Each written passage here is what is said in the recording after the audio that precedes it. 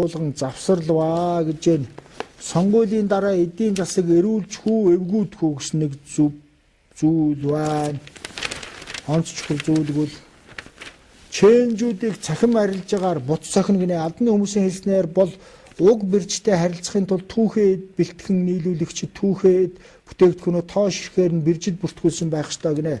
Тэгэхээр махны чэнжүүдийг одоо буц цохихын тулд цахим маягаар интернетэд одоо тавьж ягаад үнийн одоо тогтоодог болгоё гэсэн нэг тиймэрхүү юм байгаа.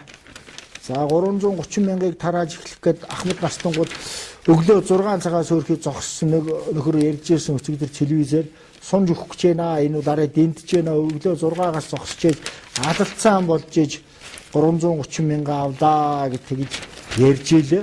Зөв өнөөдөр би ээжтэйгээ хамт нөгөө 330-ыг авах гээд очсон. Тэр наран тулын нааталт байдаг нэг салбар дээр бол хоочргүй гайгүй л байлаа. Одоо зарим нь газар нь тийм байдаг гэж магадгүй. Шудраг төмний их хуралтай 76 нэр дэвшигчээ сонголоо гинэ. Тэгэхээр махан муаны нөгөө шудраг ёс хөвсөл их хуралтай хийсэн. Тэгээд 76 нэр дэвшигчээ сонгосон гэж байна. За эмэгтэй нэр дэвшигчдэд хэрхэн хандснаар намын соёлыг хэмжнэ гэсэн нэг зүйл байна. За сонгож болохгүй цөмийн холбоотнууд гэсэн нэг зүйл байгаамаа. За энэ бол цөмийн холбоот гэхээр өөрөөр хэлбэл цөмийн зэвсэгтэй холбоотой гэж ойлгож болохгүй атомын цахилгаан станцтай гэж ойлгох ёстой. Засгийн газар дахь цөмийн хэрэг эрхлэх газар, ураны талаарх иргэний зориг намын бодлого, улсын их хурал дахь ураны балиашиг, Инх Батва Ариавагийн Дэнх Батва Ариава гэж байна. За ерөнхий сайдын баруун гар ундраа гэж хэмбэ Инх Бат цөмийн нөгөө юуны газрын засгийн газрын цөмийн хэрэг эрхлэх газрын дарга Инх Бат гэдэг байгаа Монголын одоо социализм үеийн том эрдэмтдийн нэг Содном гайн хүү Инх Бат цөмийн хог хаягдлын асуудалд олон хүн оролцсон. Ингээд энэ ч бүр бичсэн байна. Японы талд хэлэлгүй Америк нэгдсэн улстай гэрээ зурснаар цөмийн хаягдлын асуудал зөвхөгцнө гэдэг. Энийг та бүгд сонирхож байгаа бол 100-ны мэдээ сонины 3 дугаарт байгаа. Тэгэхээр Монгол цөмийн хаягдлыг булшлахгүй булшилдсан атомын цахилгаан станц барихгүй худлаа ярьж ингээд янз бүрээр ярьдаг. Үнэхээр тийм асуудал гарах юм бол одоо нөгөө иргэний хөдөлгөөнүүд нь Монголын ногоонтнуудтай жинхэнэ ногоонтнуудтай шүү хуурамчтай юм биш. Одоо дахиад талбай дээр гарах байх. Тэгэхээр энэ ногоон байгалаа хамгаалын цөмийн эрчим хүчнээс татгалзъя гэдэг зүйл бол барууны орнуудад яригдаад эхэлсэн Герман улс, Япон улс атомын цахилгаан станцуудаа хаагаад Япон улс бол одоо сүүлийн атомын цахилгаан станцыг хаалаа гэж иртэд гарсан байлаа. Ийм байж хахад Монгол шиг дампуу газар атомын цахилгаан станц барих юм бол юу болох вэ таньна? Зүгээр 4-р цахилгаан станцад нөгөө шатаадаг нүүрсэн дотор бууны дэлбэрээгүй их бууны дэлбэрээгүй сум ороод ирж байсан шүү дээ. Одоо тэгээд тэр атомын цахилгаан станц бол Монгол шиг дампуу газар бол маш хэцүү аюултай. Тэгэхээр энийг бол яагаад ч өвшөөрч болохгүй. Монголд бол Монголын говь тал хэрдвэл хангалттай их Монгол орныг аваад явах байтугай Азийг хангаж чадхаар нарны тийм нарны энергиэр цахилгаан үүсгэр бааз байгуулж болно. Салхины энергиэр цахилгаан үүсгэх бааз байгуулж болно гэдэг Японы Солонгосын засгийн газраас зохион байгуулсан семинарт Японы SoftBank компани захирал хүртэл ярьж ирснийг би та бүгд уншижээсэн. За нийгмийн тал сонин өнөөдөр ардсан нам ман намын гологдлууд гэсэн зүйл бичсэн байна. Тэгэхээр нөгөө их хурл нэр дэвшиж чадахгүй нөхдүүдийг бичсэн байна. За Казахстанд манай иргэн 6 настай охин хүчинжээ гинэ гээвала. Казахстан улсын Целиноград мужид энэ сарын 17-нд 6 настай охин хүчинжсэн хэрэг гарчээ. Украиний 36 настай Монгол улсын иргэн үйлцэн гэдгийг Новости Казахстанаас мэдээлсэн байна гэж архиулж байгаа л мэдээж ойлгомжтой л доо. Архил уусан байж таараа. Тэгэхээр нэр хугарахаар яс сугар гэдэг үг байдаг Монгол хүний. За авилагчдаар амьсгалсан сонгуул гэсэн нэг нинж гэдэг хүний бичсэн зүйл байна. Сонгуульд нэр дэвшигчдээс цэвэр хүн ганц чалгаа гэн. Авилга албан тушаалын хэрэгээр хуулийн байгууллагын үүд сахиж зарим нэг нь хэрэгтний ширээнд хүртэл суугаад үтсэн нөхдүүд бий. Тэр чивэл төмөр орны цаана сонгуулийн сурчлагаа хийж наран дах нөхдөөрөө дамжуулан сонгуул дэвшиж буй хүнч байна. Ман махны удирдлагууд нэвтргээд ингээд цаашаа бичсэн байна. Энийг та бүгд 2 дугаар нүүрнээс уншиж болно. За ерөнхийдөө өнөөдрийн Монголын сонингуудад гарсан онц сонирхолтой чухал та бидний ирээдүйтэй холбоотой хийж үтсэн гол мэдээллүүдээ үзүүллээ. Одоо ингээд нэвтрүүлэлт бас гараа болоогүй өнөөдрийн вебсайтуудаас авсан юмнуудаа үзүүлье. За тэрнийхээ өмнө нэг сонирхолтой видео үзүүлмээр байна. Тэгэхээр ер нь нэр дэвшиж байгаа нэр дэвшигчид тууштай байх хэрэгтэй. Эр хүн юу гэдэг вүлээ? Эр хүн зорьсондоо, эр хүн хэлсэндээ эмээлтмөр харьяасандаа гэдэг энд нэг сайн эрийн тухай харуулъя. Эр хүн зорилгынхоо төлөө тууштай байх хэрэгтэй. Тэгэхээр энэ видеог хараарай та бүгд.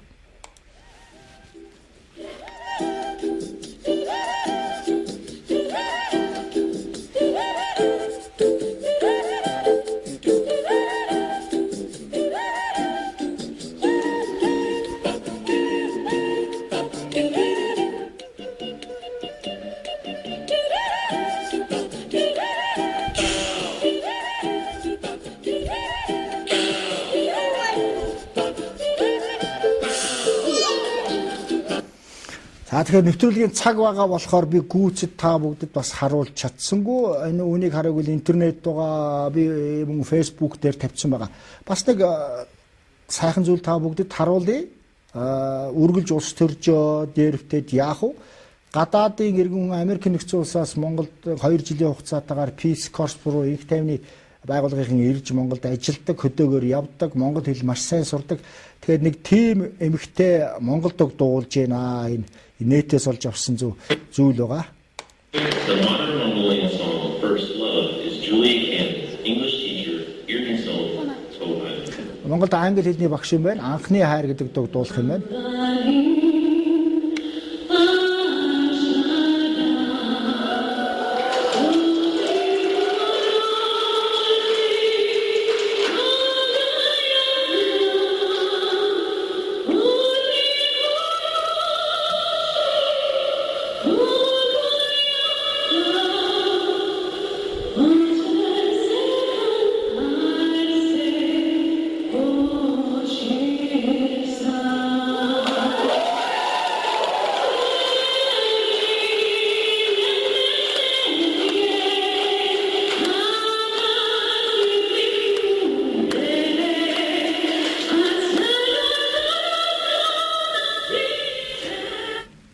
Би бас гүйцэд явуулж арай амжихгүй нэвтрүүлгийн цаг бага байгаа болохоор тэгэхээр монгол хэл бол үнэхээр сайхан хэл. Монголоор ийм сайхан дуулж байгаа энэ үнийг бол одоо бахархаас өөр арга байхгүй. Гадаадын нэг ганц хоёр мэдээг та бүгд бас үзүүлье гэж бодож байна. Бид бол Японыг магтаж байгаа. Одоо манай одоо хамгийн их донор орон гэдэг.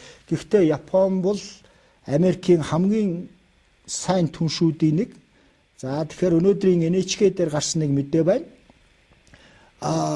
Jishibei Gono Kyogo Kunren Raigetsu Jinshie гэж байна. Тэгэхээр Япон, Америк, Австралийн хамтарсан сургуульд эх сард болно гэнэ.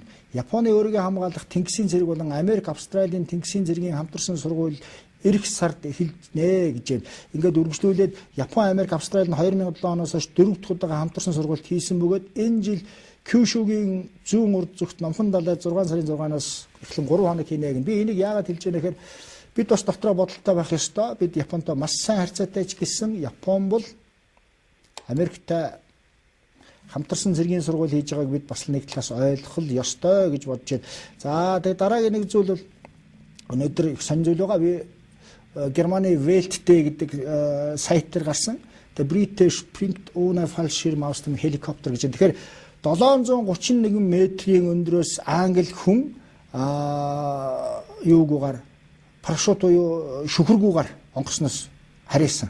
Гэтэ яаж харьяасан бэ гэвэл ийм тусгай хувцсыгээд гараа ингээд дэлгэхэд энэ ч бас далавчтай юм шиг хийгээд хаана унсан бэ гэвэл доор нь яг унах газар нь 18,000 орчим ийм картон цааснууд картон хайрцаган дээр унсан гэж байгаа. Тэгээ тэн дээр унаад бол бүтэн үлдсэн энэ видеонууд өнөөдрийн юун дээр байгаа. Welt Day гэдэг хаягн дээр байж байгаа. За энэ бас нэг Монголд бас их олзуурах штэ мэдээ. Олзуурах юм уу юу гэдгийг ингэж өнөөдрийн Оросын мэйлрүүд гэдэг сайтар гарсан составленный список подтвержденных угроз Австралид стран гэж байгаа. Тэгэхээр дэлхий дээр одоо цаг минут тутам сансар огторгуугаас ямар нэгэн биет ундаг. Тэгэхээр дээд тал нь 100 метрээс 100 метр болоод түүнээс дээш хэмжээний сансрын биет дэлхий дээр унахад энэ бол маш их аюултай тунгуусын солир гэдгийг та бүгд мэдж байгаа бах. Тэгэхээр ойролцоогоор тийм тэгж унж болох 4700 орчим потенциалны буюу тийм боломжтой тийм солирууд байгааг нь за тэр нь ойролцоогоор нэмэх хасах 1500 хасагдчих болно. Тэгээд энэ солирууд хаана унах боломжтой вэ гэвэл Хятад, Индонез, Энэтхэг, Япон, Америк, Филиппин, Итали, Англи, Бразил, Нигерт унах боломжтой гэсэн Английн юуны эрдэмтдийн судалгаа гарсан байна. За ингээд мэдээнийхээ төгсгөлд бас нэг сонирхолтой мэдээ хүргээд дуусгая. Өнөөдрийн BBC дээр гарсан Russian spam mastermind jailed for creating botnet гэдэг энэ Оросууд бид рүү хэлжсэн Оросууд бол суур шинжлэх ухаанаар агуу үнэхээр Америкт бол үнэхээр биширдэг Оросуудыг. Тэгэхээр Оросын одоо нэг залуу ингэж байгаа 2009 онд компани байгуулад интернетээр тэгээд одоо хакер залуу компьютерийг дэлхийн маш олон оронд одоо спам буюу botnet гэдэг юм явуулдаг. Тэгээ ашиг гардаг өдөртөө энэ дээр бичсэн байгаа. Өдөрт 100,000 евро олдог байсан байгаа. Тэгээ үүнийг бол Ереванд барьсан. Армени нийслэл Ереванд бариад тэр нөхөртөө Арменийн корт 4 жил гэлөө 5 жилийн ял өгсөн гэсэн зүйл байгаа. Тэгэхээр өөрөөр хэлбэл компьютерийн гэмт хэрэг гэдэг бол